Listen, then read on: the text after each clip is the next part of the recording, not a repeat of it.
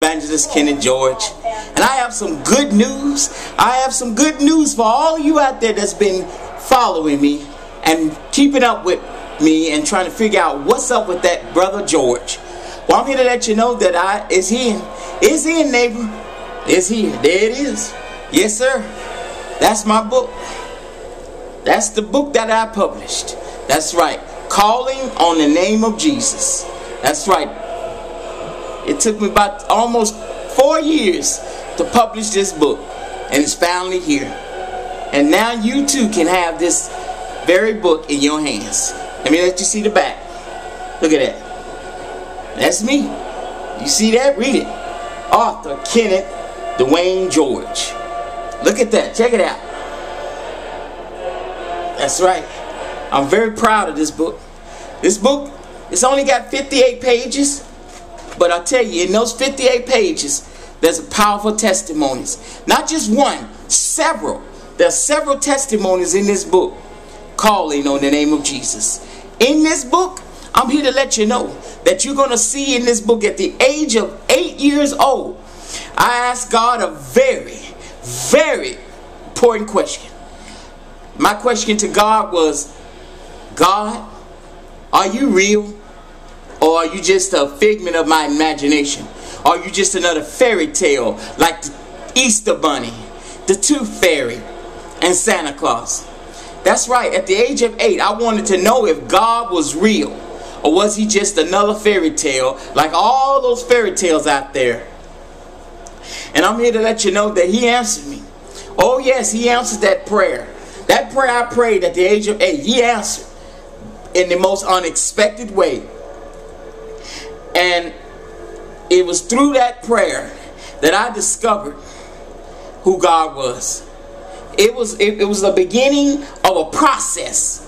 It was the beginning of learning who God was. It was the beginning stage of my relationship with God.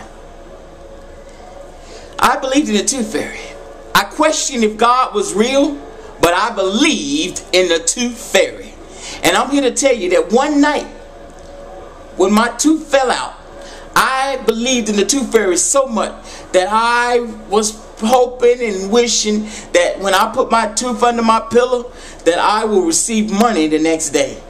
It was that night that God allowed me to understand if he was real. Because where I thought there was a Tooth Fairy at my window at 3 a.m. in the morning, it wasn't the Tooth Fairy, y'all. I come to the knowledge of knowing that that person in my window was a demon. And if you want to know more about that story, you need to get this book. You need to get this book because it tells you detail by detail of what happened at the age of 8. But that wasn't the only testimony. There was many other testimonies. Because at the age of 13, I was kidnapped. I was taking trash out to the dumpster one afternoon, and there was this guy waiting at the dumpster smoking a cigarette, and he asked me, do I have the time? Well, you know, I was taught not to talk to strangers, so I quickly told him what the time was. And as I turned my back to him to run, he swooped me up and grabbed me. He put one hand over my mouth, and he put the other hand around my chest, and he picked me up and said, you better not say nothing or I will kill you. And I was only 13 years old. This man had to be at least 6 feet tall. He had to be well over 300 pounds. Pure muscles. And he was a big dude. I felt like little old David in the Bible. And this guy was like Goliath. And I'm here to tell you that what happened, you got to get the book. I know y'all like, there's something wrong with that man. He won't tell me. I ain't going to tell you because I want you to get the book. You get this book, Calling on the Name of Jesus. It's a testimony, my personal testimony. And it don't stop at 13 because at the age of 15, my sister and I, we worked with our parents and they were managers of this hotel.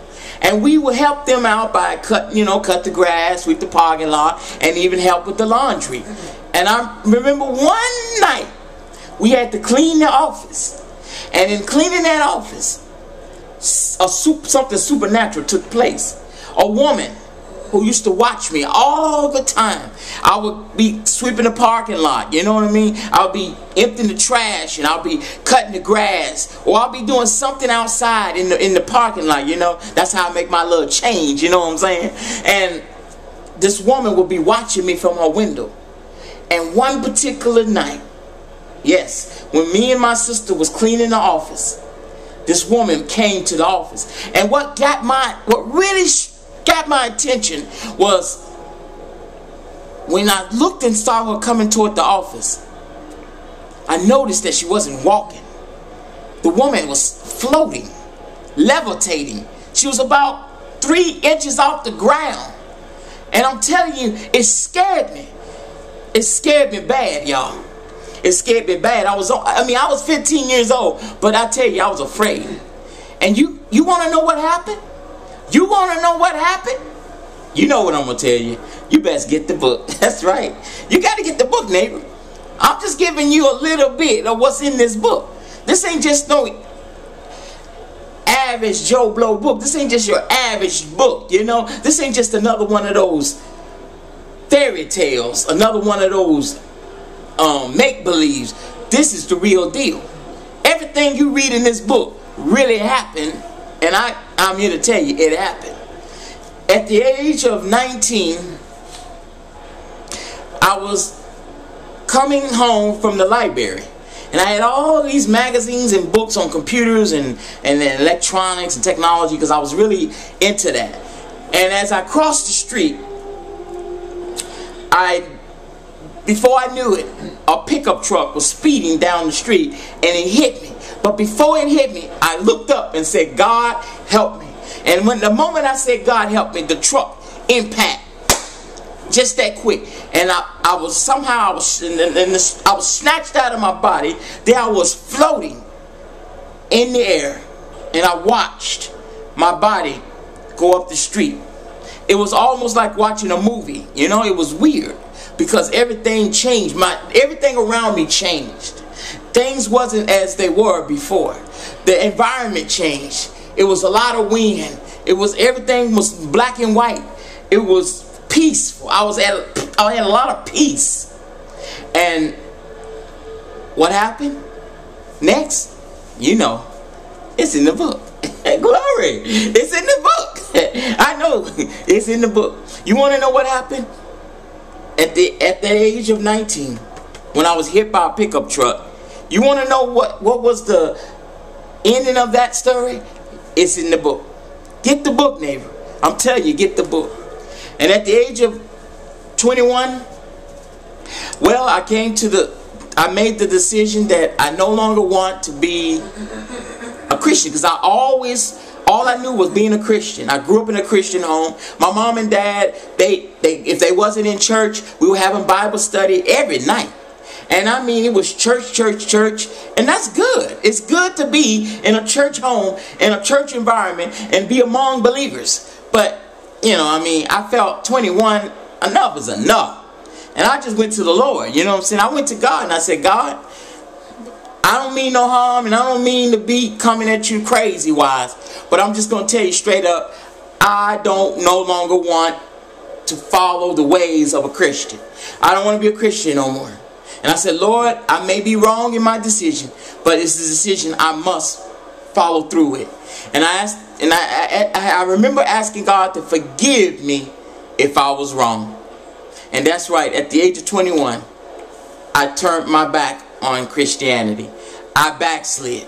And I went out in that old world, and I did what I felt was right. It reminds me now, when I look back on that, it reminds me of the prodigal son, because he did the very same thing. He did the very same thing. He went to his father and said, "Father, I don't want to wait till you pass away before I receive all my inheritance." He said, "Father, I want all my stuff, all my inheritance, all my money, all my whatever. I want it all now."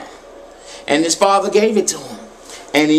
And the Bible said the prodigal son went on his ways, and he lived the life of a person with money and no responsibility. And he partied and he spent, I'm sure he had tons